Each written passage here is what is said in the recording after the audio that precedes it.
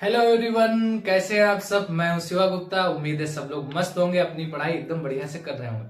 आज हम लोग मिल रहे हैं क्लास 9th के वीडियो में, जिसमें हम लोग चैप्टर 1 की एक्सरसाइज 1.2 को पढ़ेंगे।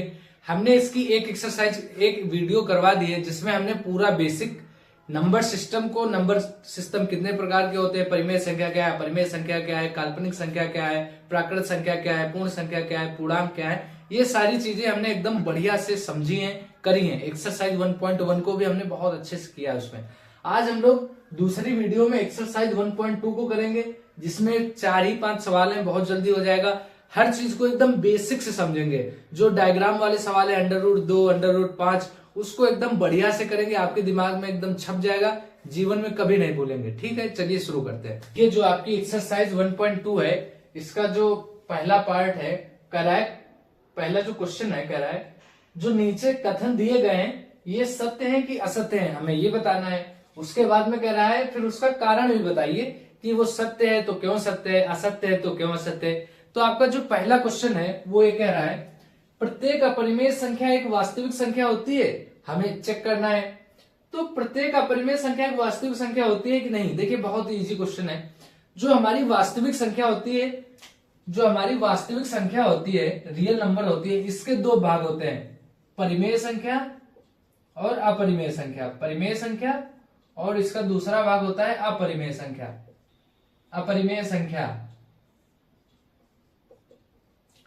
तो हमारी तो कह रहा है प्रत्येक अपरिमेय संख्या एक वास्तविक संख्या होती है। बिल्कुल होती है। क्यों? क्योंकि अपरिमेय संख्या जो है हमारा वास्तविक संख्या का ही भाग है। तो प्रत्येक अपरिमेय संख्या जो है वास्तविक संख्या होती है। प्रत्येक परिमेय संख्या भी हमारी वास्तविक संख्या होती है, क्योंकि दोनों परिमेय संख्याएं और अपरिमेय संख्याओं से मिलकर ही हमारा वास्तविक संख्या बनी होती है। तो हाँ, बिल्कुल प्रत्येक अपरिमेय संख्या हमारी वास्तविक संख्या होती है। समझ में आया क्यों हो गया? क्योंकि परिमेय संख्या और अपरिमेय संख्या वास्तविक संख्याओं के दो भाग हैं। परिमेय संख्या और अपरिमेय संख्या से ही मिलकर हमारा वास्तविक संख्या बना होता है। तो अगर प्रत्येक अपरिमेय संख्या एक वास्तविक संख्या होती है, बिल्कुल सही बात है। तो ये कथन जो है हमारा सत्य है। क्यों सत्य है? इसका कारण क्या है? कारण इसका यह है कि अपरिमेय संख्या और परिमेय संख्या से मिलकर हमारा वास्तविक संख्या बना होता है। तो हमारा अपरिमेय संख्या जो है वास्तविक संख्या का एक भाग ही होता है। ठीक है, सबको समझ में आया? अगला क्वेश्चन देखिए। अगला क्वेश्चन कह रहा है, संख्या रेखा का प्रत्येक बिंदु √m के रूप का होता है, जहां m एक प्राकृतिक संख्या है, मतलब नेचुरल नंबर है, प्राकृत नंबर है। क्वेश्चन क्या कर रहा है, संख्या रेखा का प्रत्येक बिंदु √m के रूप का होता है। देखो, जैसे हमारी संख्या रेखा हो गई, मान लो ये हमारी कोई संख्या रेखा हो गई, इस पे कौन है? 0 भी होता है हमारा, 0 होता है हमारा, +1 होता है हमारा, +2 होता है हमारा, +3 होता है हमारा, है ना। माइनस वाले भी होते हैं, -1, -2। तो इस प्रकार से हमारी संख्या रेखा होती है। तो कह रहा है संख्या रेखा का जो ये बिंदु है, ये क्या ये √m के रूप के लिखे जा सकते हैं? देखो, क्या हम 1 को √ के रूप में लिख सकते हैं? हाँ, √1 की वैल्यू जो है, जहां m एक प्राकृतिक संख्या है, तो √1 की वैल्यू 1 हो जाएगी। √4 की वैल्यू हमारी 2 आ जाएगी, तो ये भी सही है। √9 की वैल्यू हमारी 3 आ जाएगी। तो प्रत्येक बिंदु √m के रूप में लिखा जा सकता है। तो देखो, इतने तो हमने लिख लिए, प्लस वाले तो लिखे जा सकते हैं। 0 भी लिख सकते हैं, √ के अंदर 0 आ गया। अच्छा, माइनस वाले हम कैसे लिखोगे? कि जैसे √1 का मान 1 आ गया, √4 का मान 2 आ गया, √9 की वैल्यू 3 आ गई। लेकिन माइनस वाले कैसे लिखोगे? माइनस के अंदर अगर √ के अंदर हमारा माइनस आ गया, तो हमारी वास्तविक संख्या नहीं बचेगी भाई। अगर आपका √ के अंदर कभी भी माइनस आ जाता है, तो हमारी वो वास्तविक संख्या होती ही नहीं है, वो हमारी काल्पनिक संख्या कहलाती है।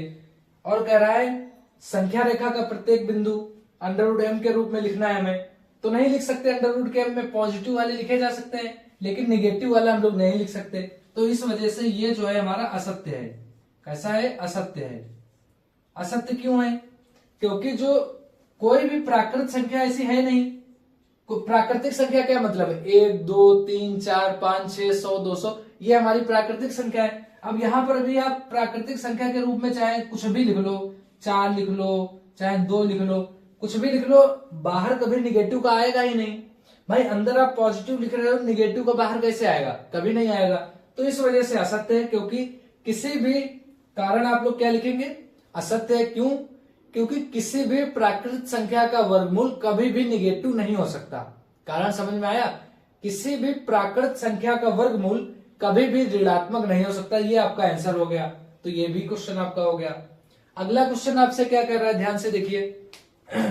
प्रत्येक वास्तविक संख्या एक अपरिमेय संख्या होती है, यही वाला है सेम। कह रहा है प्रत्येक वास्तविक संख्या मतलब हर एक रियल नंबर, हर एक वास्तविक संख्या क्या हमारी अपरिमेय संख्या होगी? बिल्कुल नहीं होगी। क्यों? क्योंकि वास्तविक संख्या में हमारे, देखो वास्तविक संख्या में हमारे 1 भी आएगा, 2 भी आएगा, 2/3 भी आएगा, माइनस वाले भी आएंगे, है ना। तो कह रहा है कि प्रत्येक वास्तविक संख्या एक अपरिमेय संख्या होती है? नहीं होती। क्यों? क्योंकि 2 हमारा परिमेय संख्या है, 1 भी, ये जितने लिखे हमारे सभी परिमेय संख्या है। तो वास्तविक संख्या खाली इतना सही है, वास्तविक संख्या के अंदर हमारे परिमेय वाले भी आते हैं, अपरिमेय वाले आते हैं। और बोला उल्टा है, प्रत्येक वास्तविक संख्या एक अपरिमेय संख्या होती है? नहीं, प्रत्येक वास्तविक संख्या हमारी अपरिमेय संख्या नहीं होती है। हमारी कुछ वास्तविक संख्या जो होती है वो अपरिमेय होती है और कुछ हमारी परिमेय होती है। क्यों? क्योंकि जो हमारा वास्तविक संख्या होता है वो हमारा परिमेय संख्या और अपरिमेय संख्याओं से मिलकर बना होता है। तो वास्तविक संख्याओं की जो कुछ संख्याएं हैं वो हमारी परिमेय संख्या हो जाएंगी और कुछ हमारी अपरिमेय संख्या हो जाएंगी। ठीक है, इतनी बात समझ में आई। तो ये भी हमारा असत्य हो जाएगा। कैसा हो जाएगा? असत्य हो जाएगा। असत्य हो गया। क्यों? क्योंकि प्रत्येक वास्तविक संख्या नहीं, कुछ वास्तविक संख्या ही हमारी अपरिमेय संख्या होती है। ठीक है, समझ में आ गया। अगला क्वेश्चन देखते हैं, क्वेश्चन नंबर 2। आप लोग इसको नोट करना चाहें तो नोट कर लीजिए। देखिए जो आपका दूसरा वाला क्वेश्चन है, इसमें क्वेश्चन क्या कह रहा है, सबसे पहले क्वेश्चन पढ़ते हैं। क्या सभी धनात्मक पूर्णांकों के वर्गमूल अपरिमेय होते हैं? यदि नहीं तो एक ऐसी संख्या के वर्गमूल का उदाहरण दीजिए जो एक परिमेय संख्या है। देखिए सबसे पहले धनात्मक पूर्णांक हमारे क्या होते हैं? धनात्मक पूर्णांक क्या होते हैं? देखो धनात्मक पूर्णांक हमारे धनात्मक पूर्णांक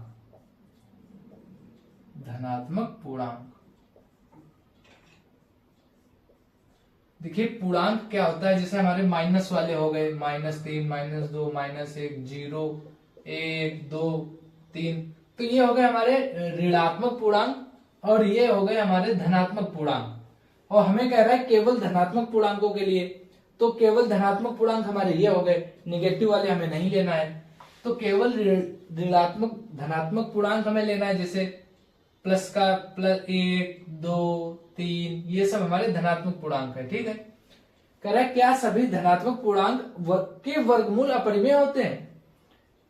तो इसके वर्गमूल हमें ज्ञात करना है। जैसे 1 है, 1 का वर्गमूल हमारा क्या हो गया? 1 का वर्गमूल हमारा हो गया 1। 2 का वर्गमूल हमारा क्या हो गया? 2 का वर्गमूल हमारा हो गया, 2 का वर्गमूल हो गया √2। 3 का वर्गमूल हमारा क्या हो गया? 3 का वर्गमूल हो गया √3। 4 का वर्गमूल हमारा क्या हो गया? √4 की वैल्यू आ गई 2। ऐसे ही आप और भी कर सकते हैं। तो कह रहा है क्या सभी धनात्मक पूर्णांकों के वर्गमूल अपरिमेय होते हैं? तो देखो एक कैसी संख्या है? एक हमारी परिमेय संख्या है, एक हमारी परिमेय संख्या है, परिमेय संख्या है। √2 हमारी अपरिमेय संख्या है, अपरिमेय संख्या है ना। √3 भी हमारी अपरिमेय संख्या है, अपरिमेय संख्या है। और 2 हमारी कैसी? परिमेय संख्या है। तो ऐसे ही जब आप और भी करेंगे तो कोई परिमेय आएगी, कोई अपरिमेय आएगी, कोई अपरिमेय आएगी तो कोई परिमेय आएगी, ऐसा हमारा चलता चला जाएगा ना। तो कह रहा है क्या सभी धनात्मक पूर्णांक जितने भी करोगे क्या सभी अपरिमेय हैं? क्या सभी अपरिमेय? नहीं, तो कुछ तो हमारे परिमेय निकल आते हैं, कुछ तो हमारे परिमेय, कुछ अपरिमेय। सभी अपरिमेय नहीं है। यदि नहीं तो हाँ नहीं, बिल्कुल नहीं, सभी अपरिमेय नहीं है, सभी अपरिमेय नहीं है। सभी, कुछ परिमेय भी आ गए ना, सभी अपरिमेय नहीं है, सभी अपरिमेय नहीं है।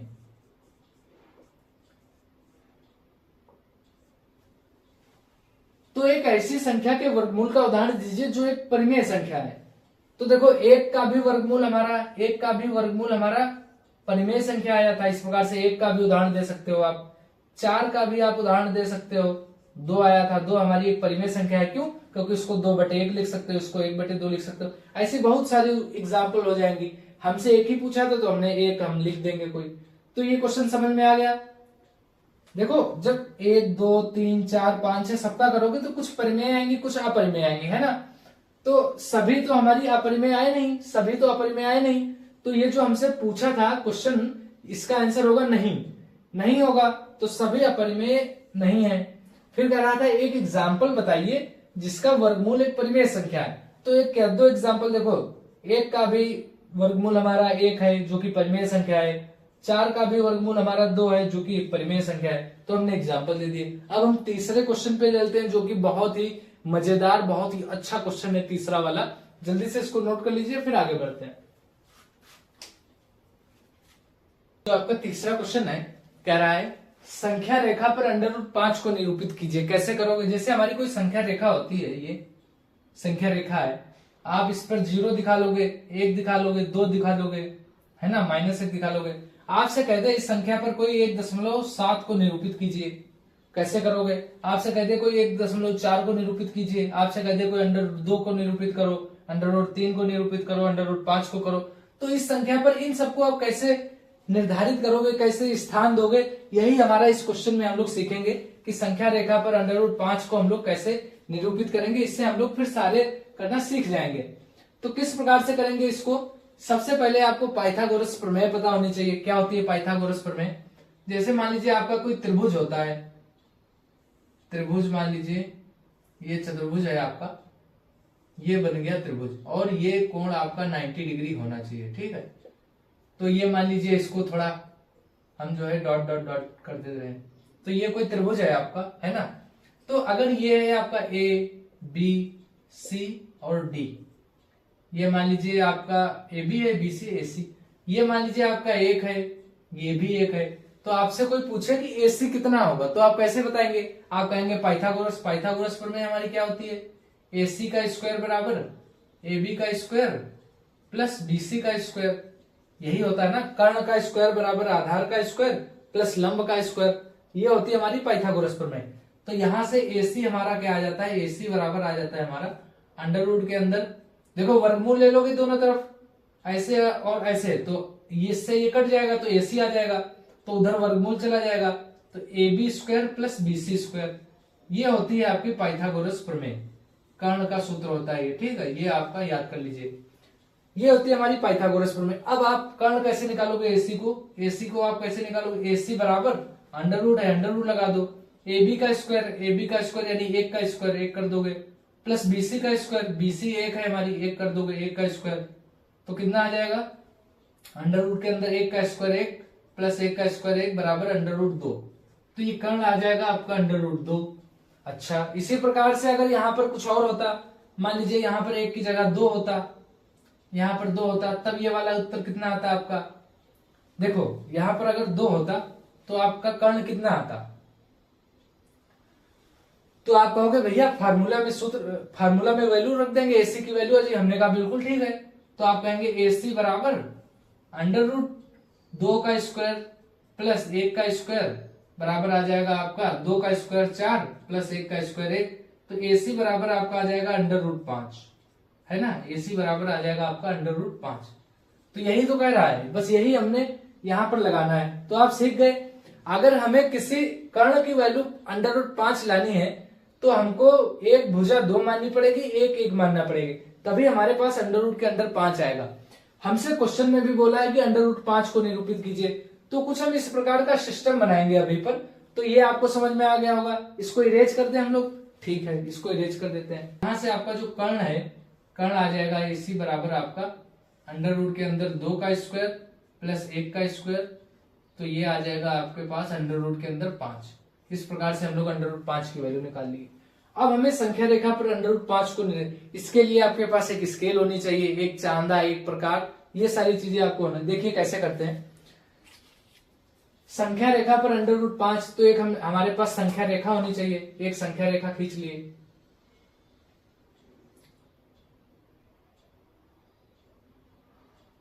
देखिए इस प्रकार से हम लोग क्या करते हैं, एक लाइन खींच लेते हैं।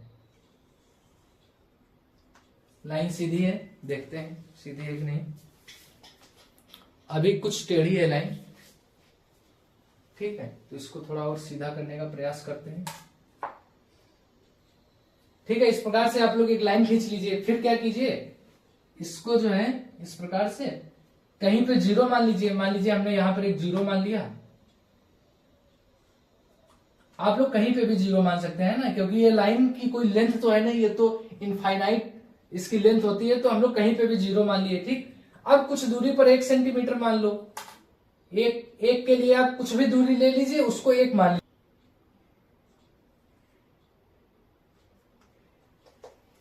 देखिए इस प्रकार से हम लोग खींच लेते हैं। ये हमारा 1 हो गया, ये हमारा 2 हो गया, ये हमारा 3 हो गया। ठीक है, समझ में आ रहा है आप लोगों को। तो ये हमारा, जैसे ये हमारा जीरो था, किसी भी दूरी पर आप एक ले लीजिए, 2 सेंटीमीटर, 4 सेंटीमीटर। मान लीजिए आपने 5 सेंटीमीटर पर एक ले लिया, या 1 सेंटीमीटर पर भी आप एक ले सकते हैं।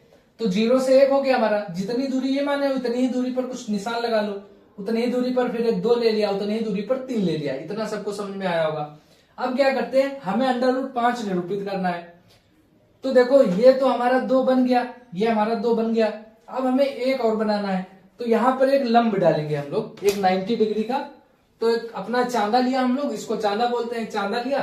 यहां पर 2 के ऊपर हम लोगों ने रखा, 2 के ऊपर हम लोगों ने रखा, और 90 डिग्री का 90 अंश का कोण बना लिया। ऊपर 90 होता है सबसे ऊपर, देखिए ये जो है सबसे ऊपर 90 होता है। 90 के ऊपर एक हमने ऐसे रखा था, और 90 के ऊपर हमने पॉइंट लगा लिया।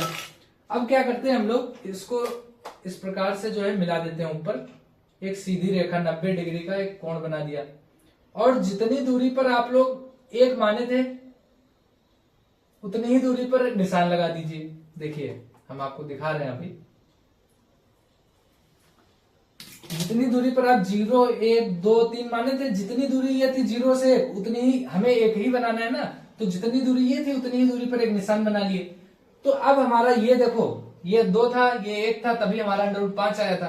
तो हमारा 2 तो ये 2 बन गया, हमें ऊपर 1 लाना था, तो 1 जितनी ये दूरी उतनी दूरी पर एक निशान बना लिए, तो हमारा ये 1 आ गया। अब देखो ये 2 है, ये 1 है, तो ये वाली दूरी कितनी होगी, ऑटोमेटिक सबको पता है √5 होगी।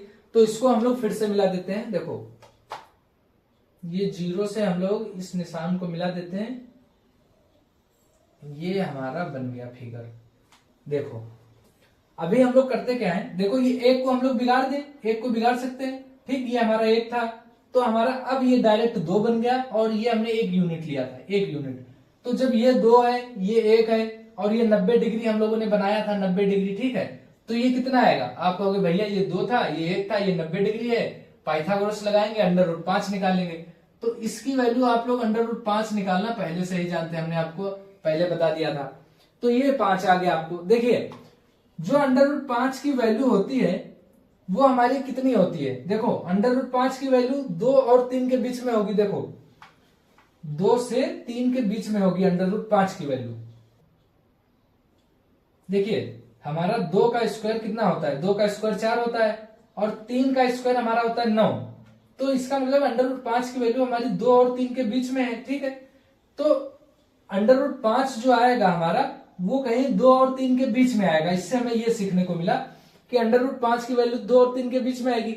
हमारा √5 अभी 2 के ऊपर आ गया कहीं पर। अब हमें इस पॉइंट को, ये वाली जितनी दूरी है, ये वाली दूरी को यहां पे ले आओ। चाहे आप स्केल से ऐसे नाप लो, और फिर उसको जैसे स्केल से आपने नापा, मान लीजिए कुछ दूरी आ गई ऐसे, अब उसी दूरी को आप ऐसे सीधे रखिए और यहाँ पे निशान लगा दीजिए। एक तो वो तरीका है, दूसरा तरीका है प्रकार वाला। आप लोग प्रकार लीजिए ऐसे, और प्रकार में जो है आप लोग ऐसे दूरी भर लीजिए। ये जितनी दूरी है, मान लीजिए हमारे प्रकार यहां तक पहुंचा, ये वाली दूरी आप ऐसे प्रकार में भरेंगे, ऐसे इस प्रकार से। एक प्रकार का पॉइंट यहां रखेंगे, ठीक है, समझ में आ रहा। और दूसरा वाला प्रकार का पॉइंट हमारा ये छोटा फल रहा है प्रकार, तो यहां पर रखा और यहां पर रखा। फिर यहां से रखकर ये वाली दूरी ऐसे भर लिए, ये वाली टोटल प्रकार में यहां से रखकर निशान बनाएंगे। जब आप निशान बनाएंगे ऐसे, तो कहीं यहां पे काटेगा, ये कहीं यहां पे काटेगा। देखो यहां पे इस प्रकार से, जैसे ये दूरी भरी आपने प्रकार में, ऐसे ऐसे दूरी भरी प्रकार में, और जब ऐसे काटोगे तो ये नीचे कहीं पर ऐसे काट देगा, ऐसे यहां पर काट देगा। तो ये जो दूरी आएगी 2 से 3 के बीच में, ये वाली इस प्रकार से, अभी दिखाते हैं आपको।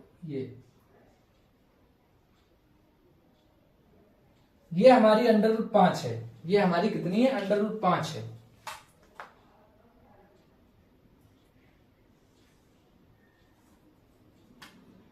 ये दूरी हमारी आ जाएगी √5। समझ में आया सबको कैसे किया है? यही कह रहा था, संख्या रेखा पर √5 को निरूपित कीजिए। तो ये हमारा 2 यूनिट था, ये हमने 1 मान लिया, फिर ये कर्ण बन गया हमारा, पाइथागोरस लगाकर √5 आ जाएगा। फिर √5 को हम लोग ऊपर, हमें पॉइंट मिल गया। अब हमें नंबर लाइन पे हमें ये पॉइंट लाना है √5। कैसे लाते थे? बचपन में हम लोगों ने कक्षा 8 में रचना में सीखा है।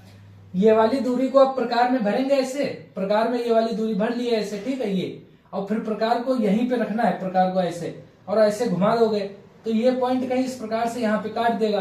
जब ये काट देगा, वही दूरी हमारी जो है √5 कहलाएगी। अब एक और एग्जाम्पल लेके बताएंगे आपको, तो समझ में आ गया संख्या रेखा पर √5 को कैसे निरूपित करेंगे। ठीक है, इस प्रकार से हम लोग निरूपित करते हैं। अब अगला क्वेश्चन देखते हैं। कोई दिक्कत तो नहीं? अगर कोई प्रॉब्लम हो तो बताइएगा कमेंट बॉक्स में, इसको फिर से एक्सप्लेन करेंगे। बहुत अच्छा एक्सप्लेन करने का प्रयास किया है। इस प्रकार से कुछ करना ही नहीं है, ये हमें ये देखना है कि √5 आएगा कैसे। ऐसे आएगा तो हमने वही जुगाड़ यहाँ पर बनाने का प्रयास किया। 0 से 2, 1 नंबर लाइन पे ले लिया, चांदे से यहाँ पे 90 डिग्री बना लिया था, 5 आ गया, ये हमें ऊपर पॉइंट मिल गया। अब हमें इसको नंबर लाइन पे लेना है, प्रकार में इतनी दूरी भर के काट दिया, जहां काटा वही हमारा √5 है। अगला क्वेश्चन देखते हैं। अब इसको आप लोग नोट कर लीजिएगा, ठीक है। देखिए, जो आपका चौथा क्वेश्चन है, इसमें कहना है वर्गमूल सर्पिल की रचना कीजिए। तो वर्गमूल सर्पिल होता क्या है? देखो, वर्गमूल का मतलब है जैसे √1, √2 है ना, √1, √2, √3, √4, √5। इस प्रकार से हमें देखो एक सर्पिल बनाना है। जैसे ये हो गया, मान लो 1, √1 की वैल्यू 1 ही होती है, तो ये फिर 1 हो गया। ये हमें इस प्रकार से बनाना है √2, इस प्रकार से बनाना है √3, √4। इस प्रकार से हमें एक वर्गमूल सर्पिल बनाना है जिसमें ये सभी जो हो √ में हो। तो ये जो बनेगा हमारा कहलाएगा वर्गमूल सर्पिल। तो कैसे बनाएंगे आइए देखिए। ये आपका वैसे कभी भी एग्जाम में नहीं आएगा, ये आपका प्रैक्टिकल वर्क है क्लास में करने के लिए, ये कभी एग्जाम में नहीं आएगा, है ना। तो ये चीज आप लोग ध्यान में रखिएगा। तो कैसे करेंगे इस क्वेश्चन को देखिए। तो इसमें हमें करना क्या है? सबसे पहले वही एक लाइन खींच लेते हैं।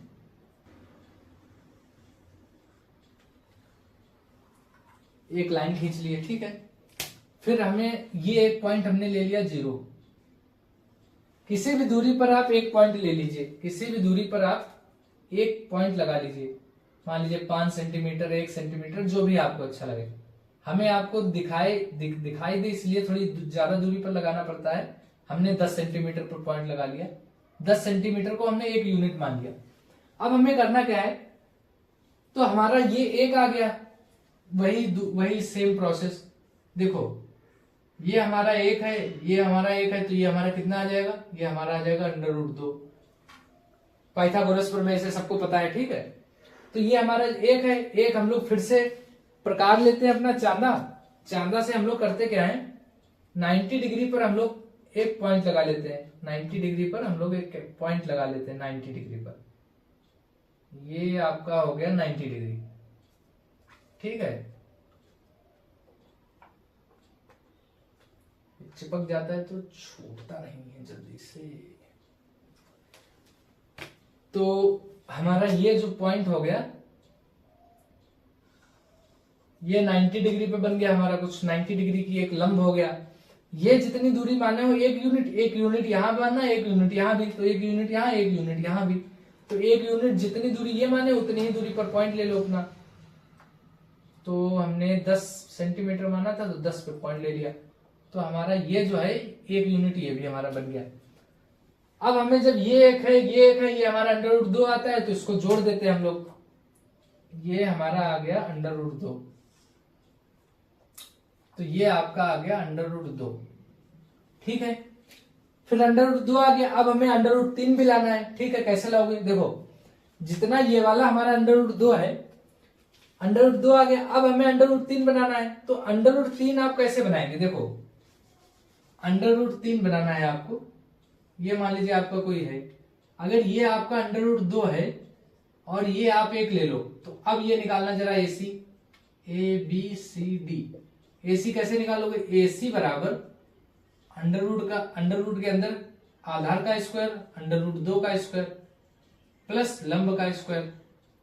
तो अंडर रूट 2 का स्क्वायर, अंडर रूट 2 का स्क्वायर 2 होता है। देखो अंडर रूट 2 गुणे अंडर रूट 2, तो ये होता है 2। तो अंडर रूट 2 का स्क्वायर आपका आ जाएगा 2 प्लस 1 का स्क्वायर 1, तो कितना आ जाएगा? अंडर रूट के अंदर आपका आ जाएगा 3, है ना।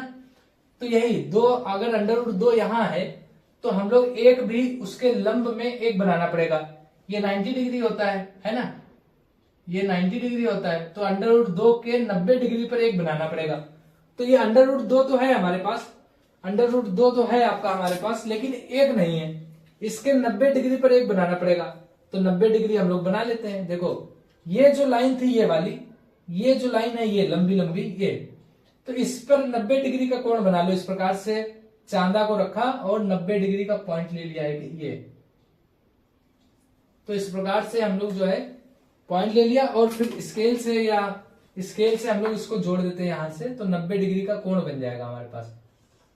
तो ये हमारे पास बन गया 90 डिग्री का कोण, और हम लोग जितनी दूरी वहां माने थे एक यूनिट का, हम लोग उतनी ही दूरी 1 यूनिट यहाँ पे ले लेते हैं।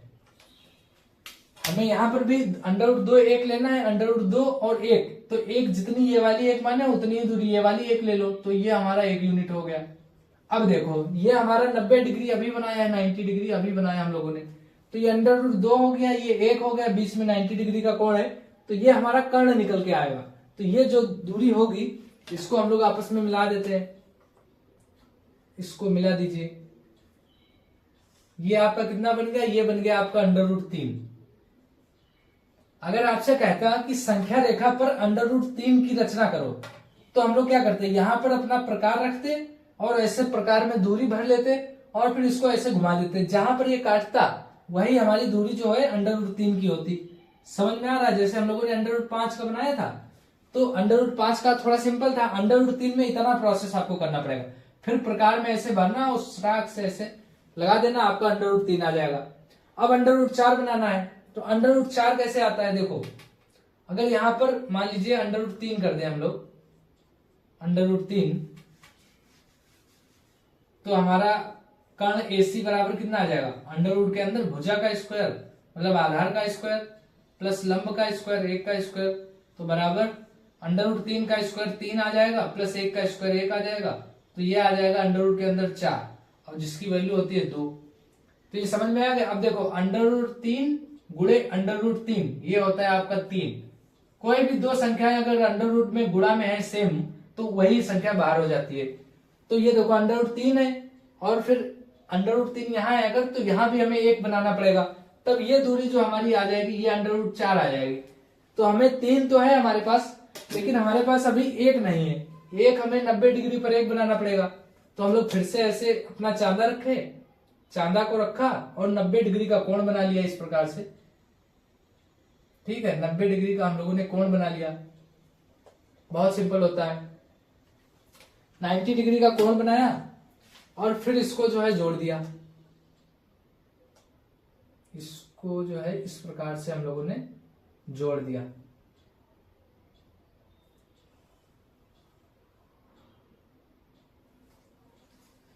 जब आपने ये 90 डिग्री का एंगल बना लिया, यहाँ पर ये इस प्रकार से 90 डिग्री का एंगल बना लिया, तो जितनी दूरी है 0 1 है, ये अंडर रूट 3 है, हमें 1 लाना है, हमें 1 लाना है। तो जितनी ये दूरी 1 माने थे उतनी ही दूरी पर एक निशान लगा लो इस प्रकार से, ये हमारी मान लो 1 यूनिट आ गई। तो ये 3 है, अंडर रूट 3 है, ये 1 है, ये 90 डिग्री का कोण है, तो ये कितना आएगा आपका? तो ये आ जाएगा आपका अंडर रूट के अंदर 4। कैसे आएगा हमने यहाँ पर आपको बताया है। तो ये आपका आ गया अंडर रूट के अंदर 4। अंडर रूट 4 को आप 2 भी लिख सकते हो, है ना। तो ये under root 2, under root 3, under root 4। अब अंडर रूट 5 का बनाना है अगर, तो इसी प्रकार से यहां पर आप 90 डिग्री का एक कोण ले लोगे, इस प्रकार से 90 डिग्री का कोण लोगे, फिर 1 यूनिट ले लोगे, ये 1 यूनिट फिर इसको मिला देना, फिर under root 2, 3, 4, under root 5, under root 6, इस प्रकार से आपका आंसर आ जाएगा। इस प्रकार से जो है आपकी जो है ये बन जाएगा। ठीक है, बहुत ही सिंपल होता है ये। तो आप लोग इसको एक वर्गमूल सर्पिल बन जाएगा, आपका सारे वर्गमूल में होंगे। तो यही आपसे क्वेश्चन में कह रहा था बनाने को। बहुत ही सिंपल होता है, बहुत ही अच्छे क्वेश्चन थे आपके। जो तीसरा क्वेश्चन था कि √3 को दिखाइए, तो बहुत ही सिंपल था, मतलब उसमें √5 था ना, तो √5 को हमने कैसे दिखाया था, वैसे ही आप लोग √5, √2, √3, √2 का बनाना होता तो यहां से इतना बनाते और फिर प्रकार से काट देते, √2 बन जाता।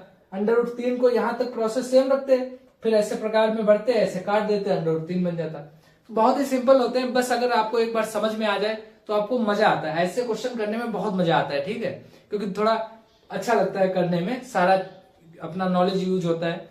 तो अगर आपको अभी भी समझ में नहीं आया तो एक बार वीडियो को थोड़ा पीछे कर लीजिए, तीसरा वाला क्वेश्चन को एक बार और देख लीजिए, आपको समझ में आ जाएगा।